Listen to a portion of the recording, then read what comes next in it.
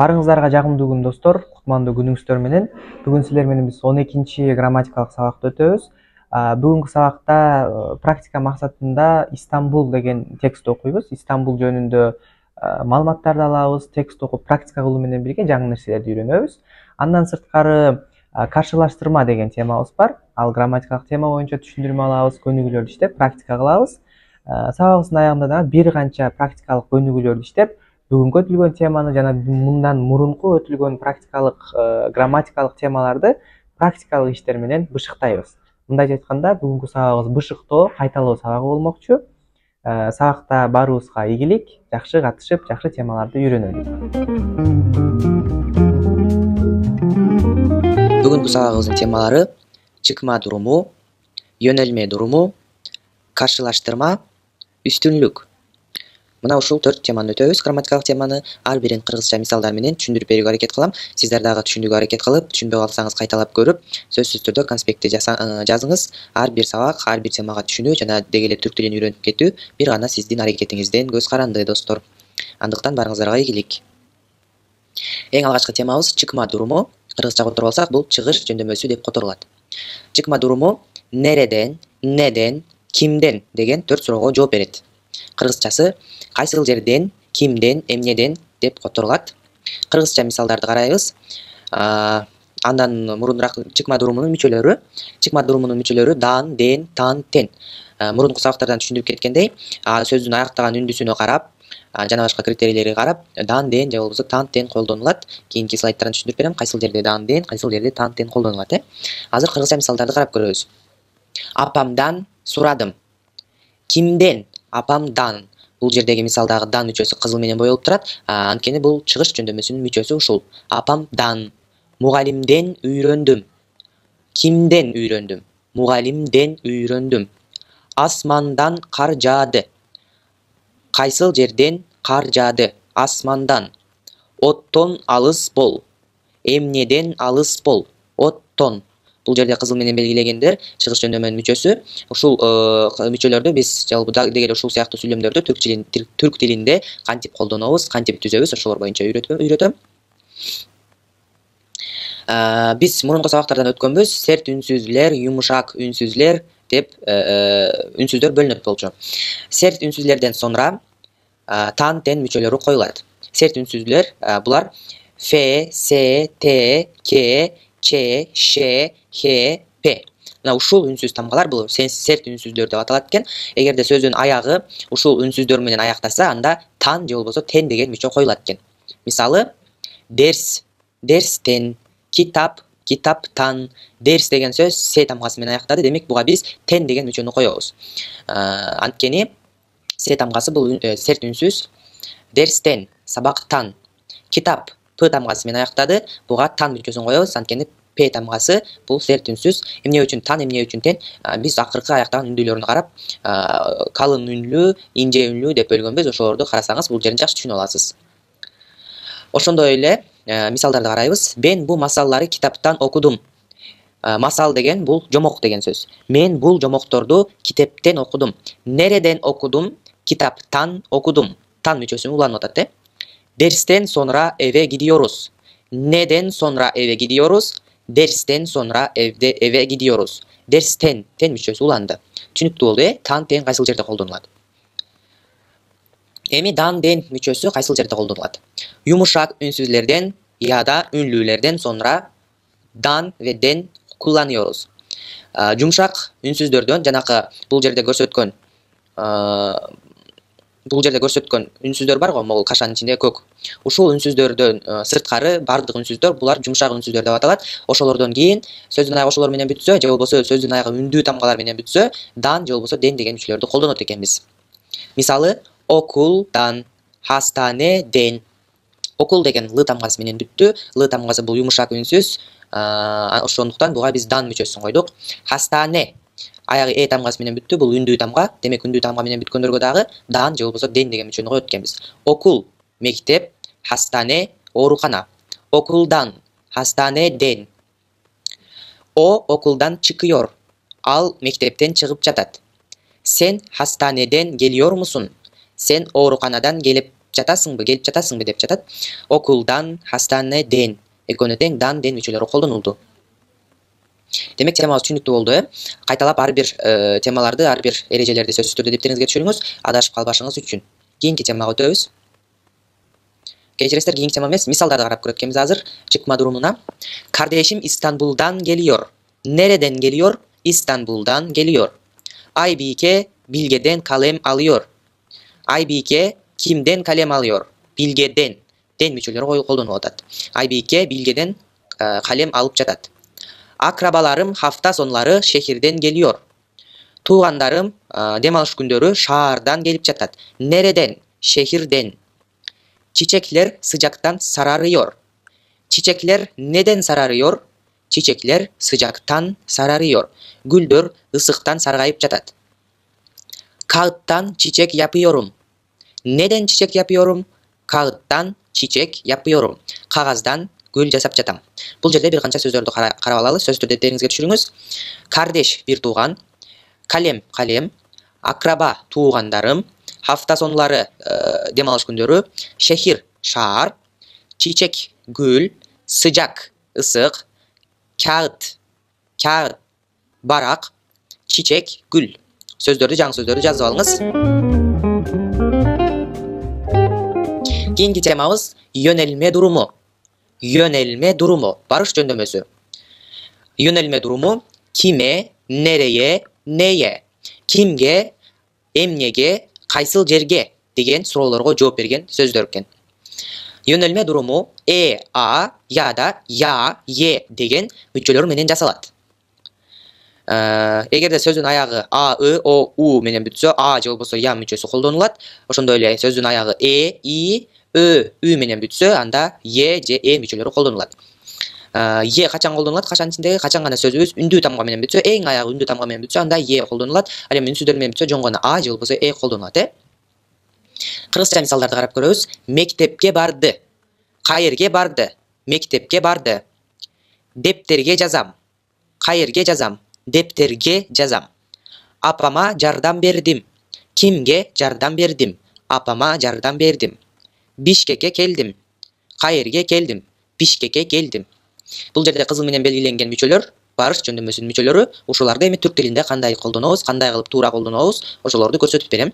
Сөзсүз түрдө конспект жазып атасыздарбы? А жана я качан колдонулат көрсөтүп берейин. Эгерде сөзүбүз аягы үнсүз тамга менен бүтсө, а же болбосо мүчөлөрү колдонулат. Мисалы окула. Окул деген эмне эле? Мектеп. Окул а. Мектепке. Окул деген үнсүз тамга менен бүткөндүктөн буга жөн гана а мүчөсүн койдук. Окула. Дефтере. Дефтер, дептер, дефтере, дептерге. Телефон а. Телефона. Телефонго. Гөле. Көлгө. Демек, бул жерде сөздөрдүн аягы үнсүз тамга менен бүткөндүктөн жөн гана аны же болбосо мүчөсүн койдук. Ал эми я, е тамгасы качан уланат? Азыр түшүндүрүп берем. Эгерде сөздүн аягы үндүү тамга менен бүтсө, мисалы, араба деген сөздү алалы. Араба деген сөз бул аягы а тамгасы менен бүтүп атат, Аягы а тамгасы менен бүтүп атат. Үндүү тамга, ошондуктан биз буга жардамчы мүчөсүн кошуп туруп, анан өзүбүздүн а же болбосо мүчөлөрүн улайт экенбиз. Араба я. Араба деген эмне эле? Машина. Машинага. Арабая. Машинага. Газете е. Газете деген сөз дагы тамгасы менен бүтүп атат. Тамгасы үндүү тамга, ошондуктан биз буга мүчөсүн уладык. Газете е. Университе е. Университе тамгасы менен бүттү бул дагы, үндүү тамга, ошондуктан жардамчы колдондук. Университе е. Университетке. Түшүнүктүү болду, Мисалдарды карап көрөбүз. Annem ve ablam pazara gidiyorlar. Apam jana ejем bazarga ketip жатышат. Nereye gidiyorlar? Pazara gidiyorlar. Бул ре тамгасы менен бүттү. Pazar деген сөз, ошондуктан а тамгасын уладык. Жардамчы тамгасыз эле. Баткене hiç kar yağmıyormuş. Yağmıyor mu? Batkene hiç kar yağmıyor mu? Nereye hiç kar yağmıyor? Batkene hiç kar yağmıyor. Buraya gel. Bura деген сөз а тамгасы менен бүттү. Үндүү тамга, ошондуктан тамгасы жардамга келип я мүчөсүн уладык. Бул жерге gel деп буйрук берип атат. Size çok teşekkür ederim. Kime çok teşekkür ederim? Size çok teşekkür ederim. Siz деген сөз үнсүз тамга менен бүттү. Ошондуктан буга биз жөн гана тамгасын уладык. Bugün işe erken gidiyorum. Nereye erken gidiyorum? İşe. Şe тамгасы үнсүз тамга. Ошондуктан жөн гана тамгасын уладык. Түшүнүктүү болдубу? Мисалдарды сөзсүз жазыңыз.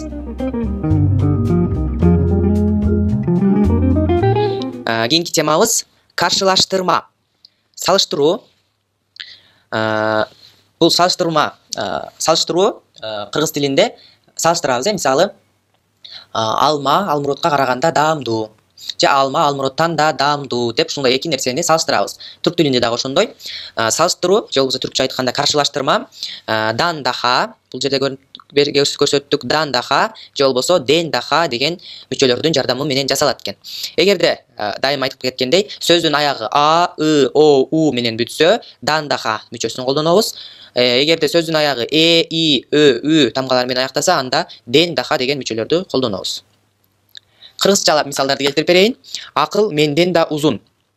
Акыл менден да узун. Салыштырып атат. Акыл менден узун экенин салыштырып көрсөтүп берип атат. Менден да. Кимден да узун? Менден да узун. Китеп телефондон да пайдалуу. Китептин телефонго караганда пайдалуураак экенин салыштырып көрсөтүп берип атат. Асел аянадан да сулуу. Аселдин аянадан дагы сулуу экенин көрсөтүп берип атат. Жаз жайдан дагы суук. Жаз жайдан дагы суугураак экенин айтып атат. Жайдан дагы же болбосо жайдан да суук. Бакыт берметтен да акылдуу. Бакыт берметтен дагы акылдуураак экенин, берметке караганда бакытты салыштырып, экөөнү салыштырып айтып берип атат. Мына эми ушуларды биз түрк тилинде кантип айтабыз? Жана айтып кеткендей серт үнсүзлөрдөн же болбосо ф, с, т, к, ч, ш, х, п тамгалары менен бүтсө, эгер сөздүн аягы тан даха же болбосо тен даха деген мүчөлөр колдонулат. Андан сырткары юмшак үнсүзлөрдөн в юнлүүлөрдөн сонра дан даха, ден даха деген мүчөлөр колдонулат экен. Мисалы, аттар бир чок хайванлардан даха хызлыдыр.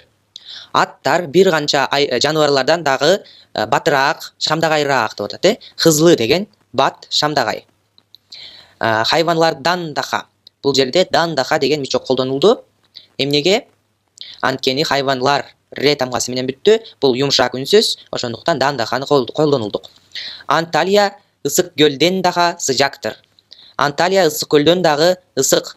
Сыжак деген сөз ысык. Ысык көлдөн даха дедик. Анткени ле тамгасы юмшак үнсүз.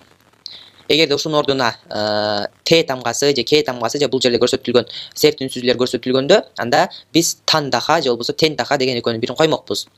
Айше Мураттан дагы кыса. Айша Мураттан дагы кыска. Бул жерге тан даха деген мүчөбүздү колдондук. Анткени Мурат деген сөз т тамгасы менен аяктады. Т тамгасы бизде эмне болчу? Серт үнсүз болчу. Бул жерде көрсөтүлгөн т тамгасы бар мына. Ошол т тамгасын биз ошол т тамгасы аягында келген үчүн тан даха деген мүчөнү колдондук. Бир канча мисалдарды карап көрөбүз. Серхат эркинден дагы узун бойлуу. Серхат эркинден да узун. Узун бойлуу деп буюн Серхаттын боюн эркиндикине салыштырып атат. Аслыхан берметтен дагы büyük. Аслыхан берметтен дагы чоң деп атат. Бүгүн дүнден дагы сыжак. Бүгүн кечегиден да ысык. Üçüncü sınav ikinci sınavdan daha kolay. Üçüncü sınav ikinci sınavdan daha kolay. Üçüncü egzamin ikinci egzaminden daha жеңил. Sen ondan daha akıllısın. Sen andan daha akıllıuraksın деп атат. Ondan daha. Üstünlük, күчөтмө даража деп коебуз кыргызчага оторсок. Бул en деген мүчө менен жасалат. En деген мүчөнүн жардамы менен жасалат. Класстагы эң акылдуу окуучу Бектур. Бул эң деп мурункуда биз салыштырып айтып атсак, мында күчөтмө кылып айтып атабыз. Эң акылдуу, эң узун, эң бийик, эң көп, эң аз. Бул жерде эң деген кыргызча эң деген сөз түркчө эн деп айтылат дагы. Ушул күчөтмө кылып, мындай эң кандайдыр бир эң чоң нерселердин сыпаттарын көрсөтүп берет. Кыргыз тилине мисалдарды келтиребиз. Класстагы эң акылдуу окуучу Бектур. Дүйнөдөгү эң узун дарыя Нил дарыясы. Кыргызстандагы эң узун дарыя Нарын дарыясы. Кытай дүйнөдөгү калкы эң көп мамлекет. Эң акылдуу, эң узун, бул жерде дагы эң узун, эң көп деген сөздөр бул күчөтмө даражадагы сөздөр деп коебуз кыргыз тилинде. Мына ушуларды эми биз түрк тилинде кантип айтабыз көрсөтүп беребиз. Негизи кыйынчылык деле жок, көбүнчө эн деген мүчөнү кошуп айтып кете беребиз. Мисалдарды карап түшүндүрүп берейин. Sınıftaki en akıllı kız Yıldız. Klastagı en akıllı kız Yıldız deydi. En akıllı kız Yıldız. Dünyanın en uzun nehri Nil nehridir. Dünyanın en uzun deryası Nil deryası. Dünyadaki en büyük çöl Sahra çölüdür. En büyük çöl Sahra çölüdür. Kırgızca Sahara çölü, Türkçe Sahra çölü. Bugün son yılların en soğuk günü. En soğuk günü. Bugün akırkı yıllardagı en soğuk gün dep atat. En akıllı, en uzun, en büyük, en soğuk.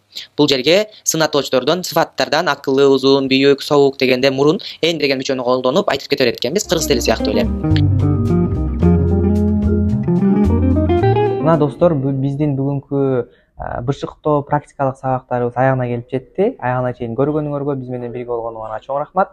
Кийинки сабактардан көрүшкөнчө саламатта тургула.